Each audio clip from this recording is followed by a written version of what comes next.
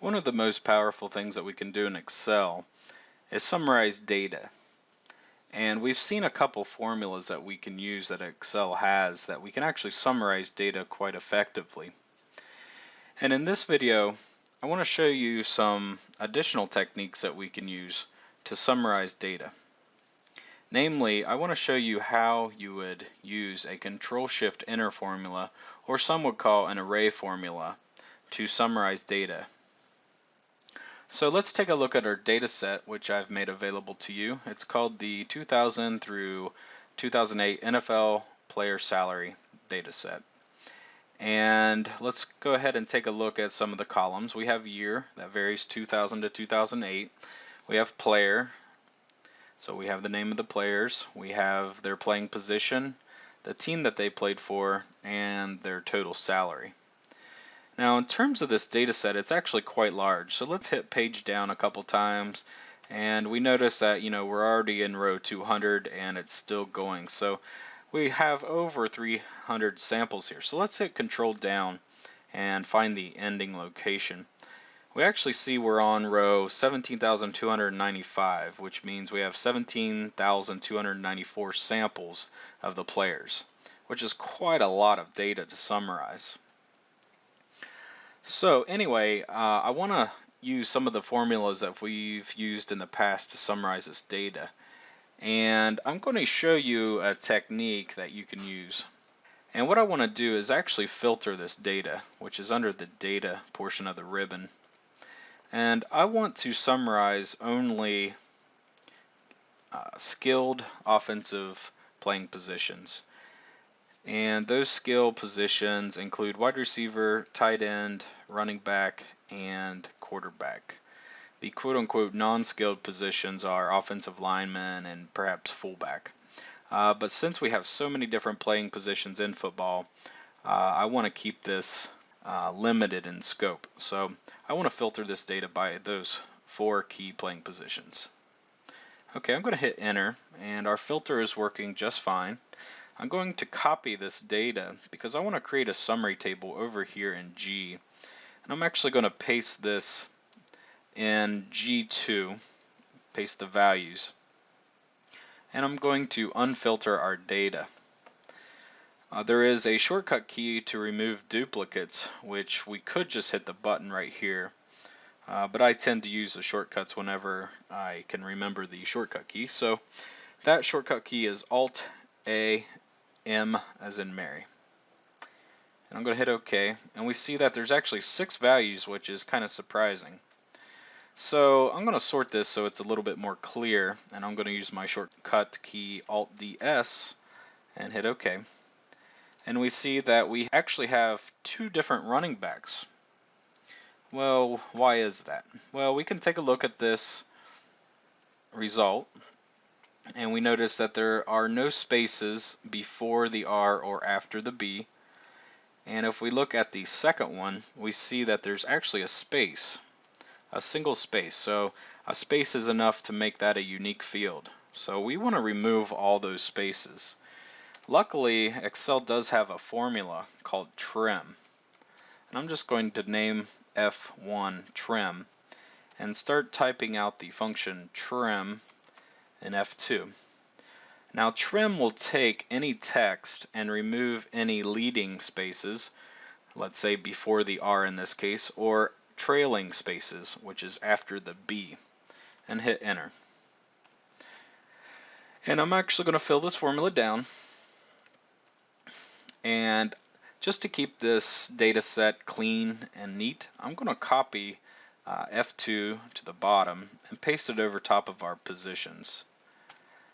Now technically you might not always want to do this because this data might be generated from a system, and you want to write some functions, and every time the system generates these numbers, perhaps it always puts those spaces in, so you don't necessarily want to remember to always write this trim function.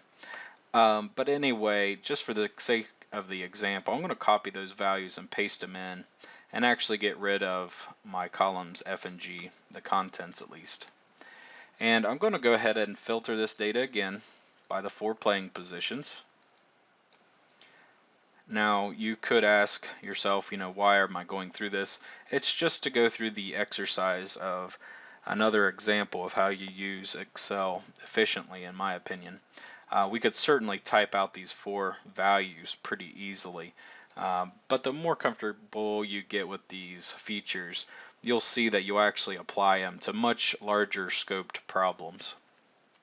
So I'm going to take this and copy it and paste it into G2 like we did before, and use our shortcut key to remove duplicates, and then go ahead and remove the filter and sort this. ES and hit that. Okay, so now we have position, quarterback, running back, tight end, and wide receiver. And all of our values in column C are now fixed and do not have that extra space. Okay, now we're ready to create our top of our table. I'm going to do the same thing with year. And I want to show you an additional technique, so bear with me. I'm going to paste these values in I2 and actually remove all the duplicates. So we expect 2000 to 2008, and it looks fine. There's no spaces to worry about. And to show you this technique, I'm actually going to randomize this data. And I'm just going to simply write the function rand, fill the formula down, and actually select it and sort it based on that random number that was generated. And remember, I'm only doing this to show you an example. I'm going to remove these values in J and actually move this down just one cell, because actually what I want to do is actually paste these values of year right here in H2. So I just removed the year label, and I want to paste the transpose of that and remove our original selection. Okay, that was a lot of work to get that in, I understand that. But this is really what I want to show you. So we have our yearly values, 2000, 2007, 2008, back to 2001. So it's not an order that I like. Well, actually what you can do is you can sort not only along the rows like we've been doing, you can actually sort along columns. And if you hit the Alt-D-S key, this is giving us a warning because we only have a single row selected, but we want to continue with that selection and hit sort. If you actually go to options, it'll actually give you an option to not only sort from top to bottom or along rows, but it'll give you an option to sort left to right, which means columns. So I'm actually going to select that, and if we select a row to sort by, we can actually say let's sort by row 2 and put the smallest first and the largest last. And now all of our numbers are in correct order. So many of you might not be aware that that technique exists, so I went ahead and went the extra step to randomize and show you that example because it's actually quite useful. Okay, I'm going to merge these cells and type year, and I'm going to try to create a pretty format for us, and I would select the entire range there. I'm going to fill this with black and use a white text, and I'm going to highlight my row and column labels as, let's just say, gray with black text. And in here I'm going to format this as red with black text is fine. If you really want to, let's go ahead and for position, since it's similar to year, let's format that in a similar format. Okay, so now we have our criteria values that we're going to use in gray, our titles, if you will, of our conditions in black and white. And then what do we want to do with G1? Well, what I want to display is some of the traditional techniques of summarizing data, and then move on to the more complicated or more useful perhaps techniques. So let's just do a count ifs. And I think black is a little dark to read, so I'm going to format that as white text. Okay, so let's go ahead and use the count ifs. and select our criteria, and I'm going to do position first, and notice that the range came up. Since we're going to be doing a lot of this summarizing, let's back out by hitting escape and actually name our ranges. So I'm going to go over to year A2 and hit control down to the bottom and call this NFL year. I'm going to call this NFL player, though I don't think we're actually going to use that in our summary. I'm going to call this NFL team, position, excuse me. Call the next one NFL team. And then NFL total salary. And finally go back to our H3 location and hit count ifs. My criteria is, let's say, position first, and I'm going to reference quarterback and lock the column. Go to year, the range, and go up to our reference and lock the row and hit enter. And we can see that we have 99 quarterbacks in 2000, all the way up to 100 in 2008. And so this basically represents the number of quarterbacks, or the number of each playing position that we're summarizing in a given year. Okay, something we've seen before. I'm actually going to copy this and paste the format because I want to reuse this outline. And I'm going to use the average ifs this time. And instead of typing year, I'm just going to simply reference this. And I will reference everything I can, because if I make one change, I'd like my formulas to be dynamic and change as well. And I'm going to go ahead and link this together and drag this down and create a new table. So just in the future, let's just say if I actually wanted to add a different year, I can simply insert that here, and my formulas and everything will be okay. But I might need to do some extra work of filling this gap. But anyway, that's beside the point. So let's go ahead and use our average ifs formula, and now our average range is our total salary. Our criteria first is position, linking that to position here, and we're going to lock the row.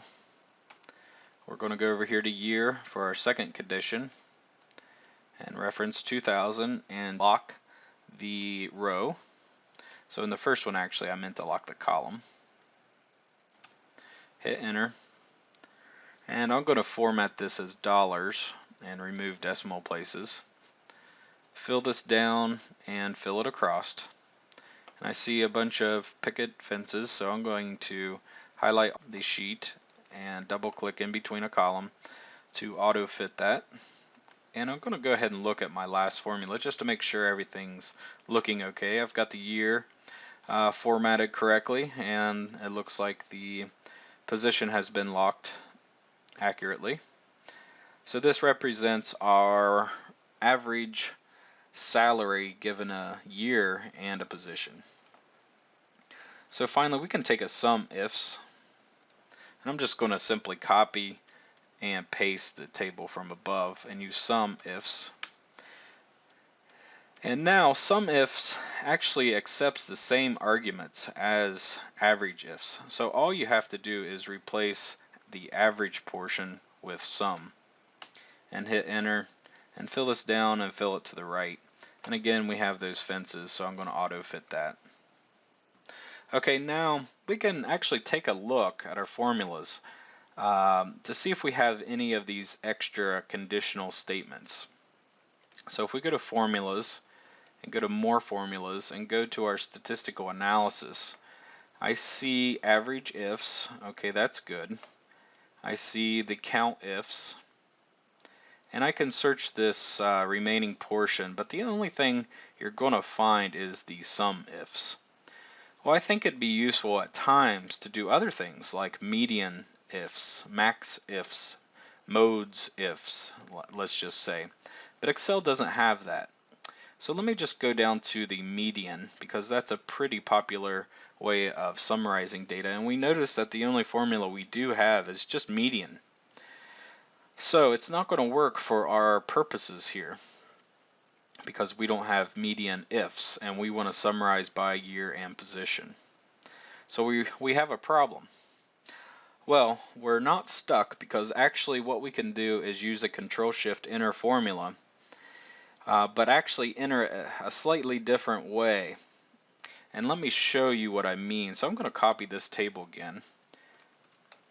And one thing I do want to mention, if you do copy the tables, unlike the first time that I pasted the formats, and you double click one of these cells, you'll actually notice that the column reference of the position is okay, but the year position is all the way up here in the other table because we locked that row to never move. So you have to be somewhat careful about that. But if you want to save some time, it's okay, but you got to keep in mind what you're actually referencing, which could cause a problem later. But for this case, I'm just simply trying to save a little time. So I'm going to remove our values here, and I'm going to actually call this median ifs. And the ifs part is, I'm going to put double quotes around it because there's really no formula that's median ifs. It's something we're going to create with our Control-Shift-Enter. Now what you have to do, this technique is basically called wrapping. And we're going to write a conditional statement that's going to find every instance where our position equals, in this case, quarterback, and our year is 2000. And we're going to wrap that conditional statement with a median function. So I'm going to do it step by step first and show you how to develop this from scratch. Okay, the first step I want to show you is actually writing the conditional part, and then we'll get into the second part of actually wrapping a formula, like in this case median, around our conditional statement. So let's begin by checking the position. So I'm going to write if, and I'm going to reference the position if that position equals QB in this case, and I'm going to lock the column. And now, if that is actually true, I want to write a second if, which is a little different than what we've seen before with the use of and or. So we're going to write a second if, that if the year equals the reference 2000, and I'm going to lock the row, we want to return, if this is true, the salary. And that is all that I need for my condition, and I'm going to hit enter. And when I hit enter, I expect a value error because this formula is intended to be an array formula. But let's just go ahead and check it. So we have NFL position equals the quarterback position. That looks good. If, the second if, the year equals 2000, that looks good. So both of these conditions have to be true, just like the and condition. Then we're going to return the salary. So that looks good. So why are we returning a false? Well, it just so happens that this is intended to be an array formula, and it'll actually display the first result of your array. And so let's scroll up to the first row. And remember, we are checking quarterback 2000. So we actually do have the year right, but we actually check the quarterback first. And we see that in column C, row 2, we have a running back. So since the year was correct but the position was wrong, you're going to see a false statement here. Now also remember that this is an array formula, and we can actually evaluate this. And if we go through the evaluation, we see false. Well, let's go ahead and enter this as an array. So I'm going to hit Control Shift Enter. And now if you evaluate this formula, it's going to build an array. And you notice the very first item here is a running back. And if you look at the column C, each one of these positions are being checked simultaneously with respect to the same range of year. So I can actually extend the size of this window to get a bigger picture of this, but it's simply checking row 1, row 2, row 3, row 4, all the way down to the end, that row meets the criteria that it's got to be quarterback in this case. And if we actually evaluate this and evaluate the other statements, since we can't really see what's going on in this window, a lot of them are going to return false. But if we scroll down through here, we're going to see some trues. So right here where my mouse is, you'll see a true. So I can't necessarily tell without individually counting this which row this occurs on, but I think you get the idea. Let's go ahead and evaluate the rest of this, and you're going to see it's going to start all the way back to the beginning. Let's just close out of that. The first instance, it appears to me that it's a 2000 and a quarterback is row 13, Troy Aikman. So if this was first, you would see a true here, but since it's not, you actually have to do a little bit more to display the result correctly. And that is the second part that I want to show you. So if you can imagine, there is a multi-dimensional array in this cell. That's really what's happening. So you have a list, a vector, an array, whatever you want to call it, inside this cell. And if we wrap a function like median around this array that we just created and use our Control Shift Enter, you'll see that the median salary actually does appear.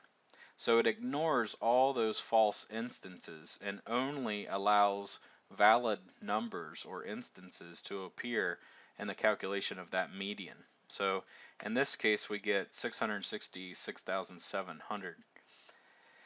And as long as we referenced everything correctly, we can drag that Control Shift formula down and to the right, just like we've done in the past.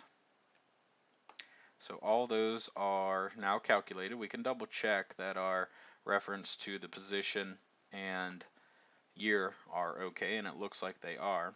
And again, if you just hit enter, you're either going to get a 0 or a false statement. In this case, when we hit enter, we really needed to remember to hit Control Shift Enter. So now we're back to the 940. So now it's just a matter of repeating this step. So I'm just going to go ahead and copy this table, and instead of median ifs, perhaps we want a max. And I'm going to get into the formula and replace median with max. Control Shift Enter, drag that down, drag that to the right, and now we have our maximum salaries in a given year for a given position. I could do other things. I can do standard deviation ifs. So let's write STDEVA, and I'm just going to assume this is a sample since it's only 2000 to 2008. You could also use STDEV since the sample size is rather large. Just technical details. STDEVA, and then Control Shift Enter, and we now have the standard deviation. So you can see now we have the power of actually using any formula, any statistical function really, that we want. And it's quite powerful, even though we don't have the use of, let's say, a minimum if. We can actually implement it with the Control Shift Enter formula. So it's very powerful.